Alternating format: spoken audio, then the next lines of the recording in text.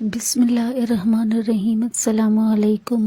آج ہم معروف روحانی اسکالر خواجہ شمس الدین عظیمی صاحب کی کتاب پیرا سائیکالوجی کے پارٹ نمبر 1 صفحہ نمبر 1 سے ریکارڈنگ کا آغاز کر رہے ہیں۔ صفحہ نمبر 1 پیرا سائیکالوجی، صفحہ نمبر 2 انتصاب روحانی طالب علموں کے نام، صفحہ نمبر 3 عرض ناشر۔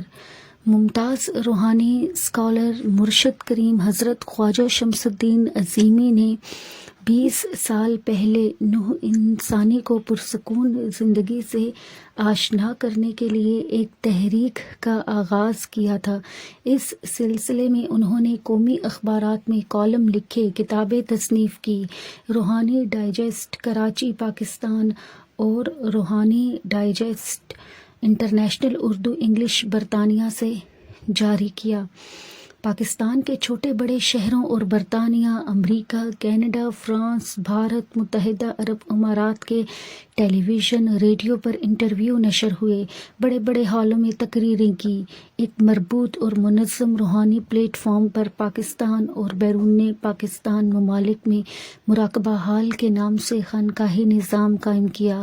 اس وقت پاکستان اور بیرون ممالک میں 83 مراکز مراقبہ حال خدمت خلق میں مصروف ہیں۔ میرے مرشد کریم پر حضور قلندر بابا اولیاء رحمۃ اللہ علیہ کے فیض اور سیدنا حضور علیہ الصلاۃ والسلام کی رحمت سے اللہ تعالیٰ کا خصوصی کرم ہے کہ ان کے پیغام کو نہ صرف اللہ کی مخلوق نے سنا بلکہ اس پر بھی عمل کیا۔ نتیجے میں لوگوں کی ایک بڑی تعداد پرسکون زندگی گزار رہی ہے۔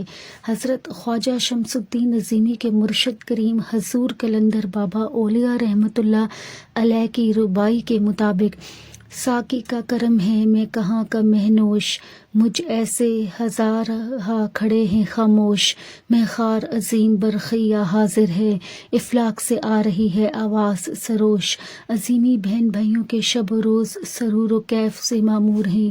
مرشد کریم خانوادہ سلسلہ عظیمیہ نے سن 1980 سے سن 1982 تک روحانی اسباق اور پیغمبرانہ طرز فکر سے متعلق جو لیکچرز دیے ہیں، ان میں سے چند لیکچرز پیرا سائیکالوجی کے نام سے قارئین کی خدمت میں پیش کیے جا رہے ہیں۔ مجھے یقین ہے کہ موجودہ اور آنے والی نسل کے لیے یہ لیکچرز مشعل راہ بنیں گے اور ان سے نوع انسانی کے علم میں قابل قدر ذخیرہ ہوگا۔ میرا مشاہداتی تجربہ ہے کہ اس علمی ورثے کو اگر یکسوئی اور ذہنی تفکر کے ساتھ پڑھا جائے تو قاری کے لیے ماورائی دنیا کے دروازے کھل جاتے ہیں۔ کتاب پیرا سائیکالوجی کی بڑھتی ہوئی مقبولیت کے پیش نظر اس کتاب کی اصل کو، جو کہ مرشد کریم نے تجویز فرمائی تھی، برقرار رکھا گیا ہے۔ امید ہے کہ کتاب کا یہ نیا ایڈیشن آپ کو پسند آئے گا۔ میاں مشتاق احمد عظیمی، روحانی فرزند حضرت خواجہ شمس الدین عظیمی، مراقبہ حال 158 امین بازار مزنگ لاہور۔ فہرست: انتصاب صفحہ نمبر 2 روحانی طالب علموں کے نام، صفحہ نمبر 2 عرض ناشر، صفحہ نمبر 3 فہرست، صفحہ نمبر 4 تکوین اور ارشاد، صفحہ نمبر 7 امانت، صفحہ نمبر 10 تخلیقی نظام، صفحہ نمبر 13 قانون، صفحہ نمبر 14 نقطہ کھلتا ہے، صفحہ نمبر 16 رشتہ داری، صفحہ نمبر 19 فرشتے اور انسان، صفحہ نمبر 21 آدم کی میراث، صفحہ نمبر 22 اندھا آدمی، صفحہ نمبر 24 غار ہرا، صفحہ نمبر 27 الف کمپیوٹر 30 صفحہ نمبر 30 روح کا لباس، صفحہ نمبر 32 مٹی کا شیر، صفحہ نمبر 34 12 کھرب کل پرزے، صفحہ نمبر 37 اللہ اور آدم، صفحہ نمبر 39 کالو بلّہ، صفحہ نمبر 42 اللہ کیا چاہتا ہے، صفحہ نمبر 44 ہم روشنی کھاتے ہیں، صفحہ نمبر 47 تیسری آنکھ، صفحہ نمبر 49 مراقبہ کے مدارج، صفحہ نمبر 51 رفتار، صفحہ نمبر 53 تقاضے کہاں بنتے ہیں، صفحہ نمبر 56 جنت و دوزخ کے طبقات، صفحہ نمبر 58 اس کونے سے اس کونے تک، صفحہ نمبر 60 قلیل علم، صفحہ نمبر 63 کائناتی خد و خال، صفحہ نمبر 66 روشنی، صفحہ نمبر 68 ذات و صفات، صفحہ نمبر 70 قوت متخیلہ 1 صفحہ نمبر 72، قوت متخیلہ 2 صفحہ نمبر 74، خبر متواتر صفحہ نمبر 77، پرواز صفحہ نمبر 80، لا الہ الا اللہ محمد رسول اللہ صفحہ نمبر 82، پرسکون لہریں صفحہ نمبر 85، اعتراف صفحہ نمبر 88، جادو صفحہ نمبر 90، ماحول صفحہ نمبر 93، سخاوت صفحہ نمبر 95، ثواب و عذاب صفحہ نمبر 98۔ تکوین اور ارشاد۔ جب ہم کسی علم کا تذکرہ کرتے ہیں تو اس علم کو سمجھنے کے لیے 2 باتیں اہمیت رکھتی ہیں۔ پہلی بات یہ ہے کہ علم کی تھیوری ہمیں معلوم ہو، اور اس علم کی تکمیل یہ ہے کہ ہم علم کے اس شعبے کو مظاہراتی خد و خال سے دیکھیں۔ مطلب یہ ہوا کہ علم تھیوری اور پریکٹیکل کے مجموعے کا نام ہے۔ دیگر علوم کی طرح روحانی علوم بھی اسی بنیاد پر قائم ہیں، یعنی علم کی تھیوری میں قاعدے، ضابطے، فارمولے اور ان فارمولوں کو جانچنے کے لیے پریکٹیکل کرایا جاتا ہے۔ علم 2 طرح سے سیکھا جاتا ہے۔ ایک طریقہ یہ ہے کہ پہلے تھیوری معلوم کی جائے اور اس کے قاعدے اور ضابطے معلوم کیے جائیں اور اس کے بعد اس کو پرکھا جائے۔ دوسرا طریقہ یہ ہے کہ براہ راست تجرباتی عمل شروع کیا جائے۔ مثال، ایک آدمی استاد کی زیر نگرانی بڑھئی کا کام سیکھتا ہے اور وہ کرسی بنا لیتا ہے۔ اس کے برعکس دوسرا آدمی اب پہلے اس علم کی مبادیات سے واقفیت حاصل کرتا ہے اور پھر کرسی بناتا ہے۔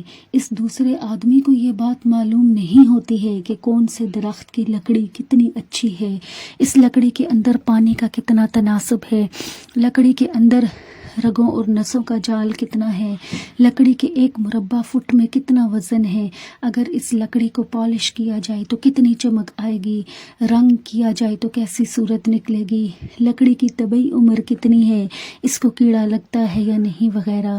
بہت سی باتیں ایسی ہیں کہ براہ راست تجزیہ کرنے والے شاگرد کو معلوم ہو جاتی ہیں۔ علم کی مبادیات کو سمجھنے والا انجینئر کہلاتا ہے۔ کرسی بڑھئی بھی بناتا ہے اور کرسی انجینئر بھی بناتا ہے، لیکن انجینئر کی حیثیت بہرحال اپنی جگہ اہمیت کی حامل ہے۔ علم کی تیسری شکل یہ ہے کہ ایک آدمی تھیوری بھی جانتا ہے لیکن اسے کوئی تجربہ نہیں ہے۔ اس صورت میں وہ آدمی جسے تجربہ ہے اس آدمی سے زیادہ باصلاحیت قرار پاتا ہے جو تھیوری تو جانتا ہے لیکن اسے تجربہ نہیں ہے۔ اللہ کریم کی بنائی ہوئی کائنات ایک منظم اور مستحکم منصوبے کے تحت قائم ہے۔ روحانیت نے کائنات کی ساخت کا علم جاننے کے لیے 2 طرزیں قائم کی ہیں۔ ایک طرز یہ ہے کہ کوئی روحانی آدمی اپنے تصرف سے شاگرد کو اس قابل بنا دیتا ہے کہ وہ ایک تجرباتی آدمی بن جاتا ہے، لیکن اس کی حیثیت ان معنوں میں کمزور رہتی ہے کہ اگر تجربہ غلط ہو جائے یا تجربے کا تعمیری پہلو تخریب بن جائے تو وہ بے بس ہو جاتا ہے۔ تھیوری جاننے والا اور تجربات سے واقف آدمی نہ صرف یہ کہ بگڑے ہوئے کام صحیح کر لیتا ہے بلکہ وہ اس علم میں نئی نئی ایجادات اور اختراعات بھی کرتا ہے۔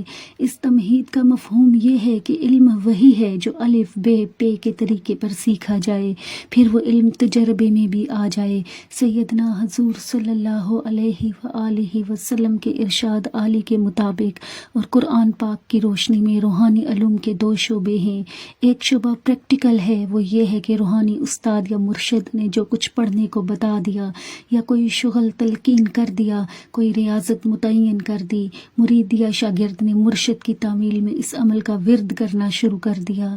جب کبھی اس کی ذہنی صلاحیت بڑھی اور اس میں اضافہ ہوا تو مرشد نے تصرف کر کے اسے کوئی چیز دکھا دی، شیخ نے تصرف کیا اور شاگرد یا مرید کی آنکھوں کے سامنے فرشتے آ گئے یا روح سے ہم کلامی اسے نصیب ہو گئی، اور زیادہ ترقی ہوئی تو جنت کے باغات کی سیر کی، اور مزید ترقی ہوئی تو اللہ کریم کی صفات کا عارف ہو گیا۔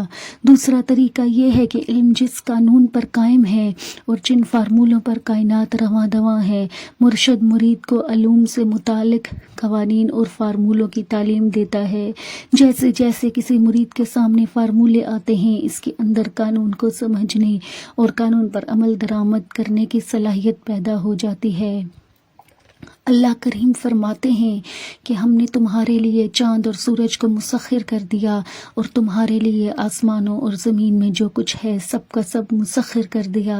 تسخیر کے عمل کا تذکرہ قرآن پاک میں 2 طرزوں میں بیان کیا گیا ہے۔ ایک طرز میں آدمی میں اچھائی اور برائی کا تصور کسی نہ کسی طرح اپنی ذات کے گرد گھومتا ہے۔ دوسری طرز یہ ہے کہ آدمی کے ذہن میں اپنی ذات نہیں رہتی، وہ اپنی ذات کی نفی کر دیتا ہے اور اس کا ذہن اللہ کریم کے اس قانون کو سمجھ لیتا ہے جس کو مشیت کہا گیا ہے۔ قرآن پاک میں اس کا تذکرہ حضرت موسیٰ علیہ السلام کے واقعے میں بیان ہوا ہے، جس کو ہم نے عنایت کیا علم اپنی رحمت خاص سے۔ وہ علم لدنی ہے۔ سب جانتے ہیں کہ موسیٰ علیہ السلام اور بندہ کشتی میں بیٹھے، بندے نے کشتی میں سوراخ کر دیا، پھر ایک گھر میں مہمان رہے اور ایک بچے کو قتل کر دیا۔ دیوار گرنے لگی تو بغیر معاوضے کے، جبکہ وہ بھوکے پیاسے تھے، اس دیوار کو بنا دیا۔